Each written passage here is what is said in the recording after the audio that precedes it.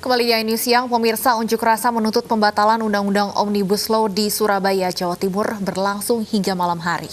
Di tengah pengunjuk rasa, Wali Kota Tri Risma hari ini menggelar aksi sendiri.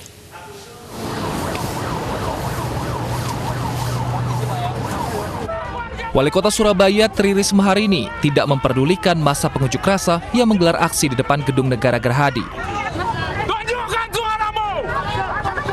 Nasib warga Surabaya terancam oleh Omnibus Law!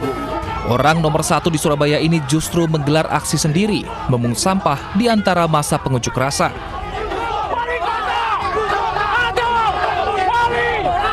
Berhenti kota!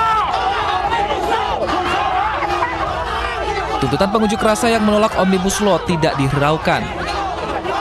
Risma tetap dengan asiknya memunguti satu persatu sampah yang berserakan.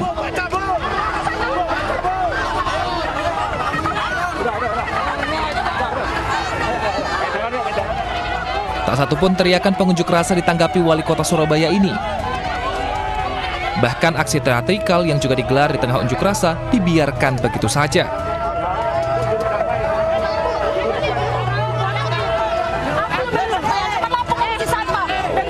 Merasa tak diperhatikan, seorang buruh emosi.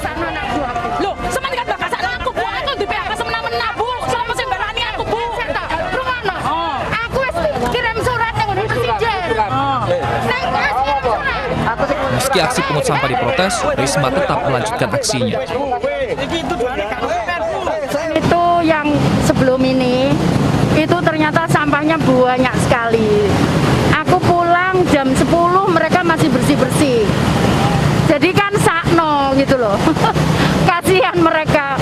Ya mereka tukang sapu, tapi kan ya menungso, ya kan. Unjuk rasa menuntut pembatalan Undang-Undang Omnibus Law di depan Gedung Negara Gerahadi sudah berulang kali terjadi. Pasca unjuk rasa, massa kerap meninggalkan sampah, dan Risma masih akan memunguti sampah kembali pasca unjuk rasa. Dari Surabaya, Jawa Timur, Rahmat Ilyasan, iNews melaporkan.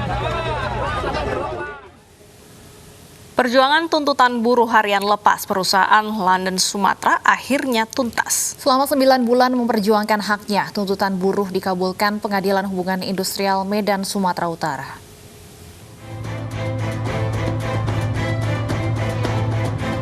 Upaya 12 buruh harian lepas dan rekan-rekannya membuahkan hasil memuaskan. Sebelumnya PT London Sumatera mem-PHK 12 buruh tanpa mendapatkan pesangon. Aksi unjuk rasa hingga memasukkan laporan ke persidangan pun dijalani para buruh. Akhirnya, tuntutan mereka dikabulkan dan disetujui Pengadilan Hubungan Industrial. Ini merupakan kemenangan terhadap para buruh BAL, karena selama ini hak mereka begitu habis kontrak selalu tidak dipakai oleh perusahaan lagi.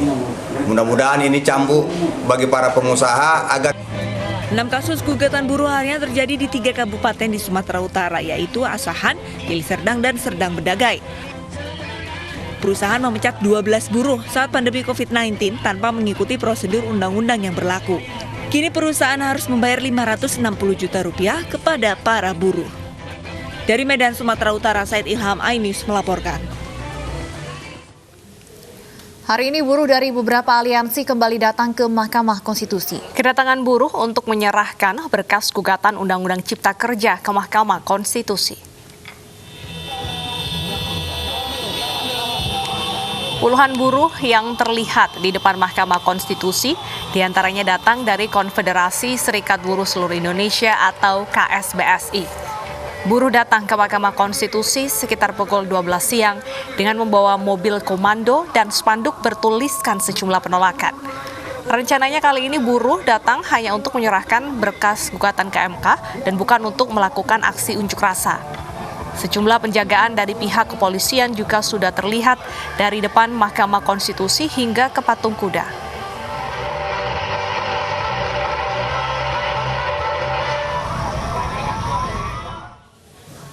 Pemirsa, Indonesia memiliki sejumlah destinasi selancar atau surfing yang bisa memacu adrenalin. Bahkan banyaknya varian ombak bisa menjadi pilihan bagi peselancar. Dan selengkapnya bisa Anda klik www.sindonews.com.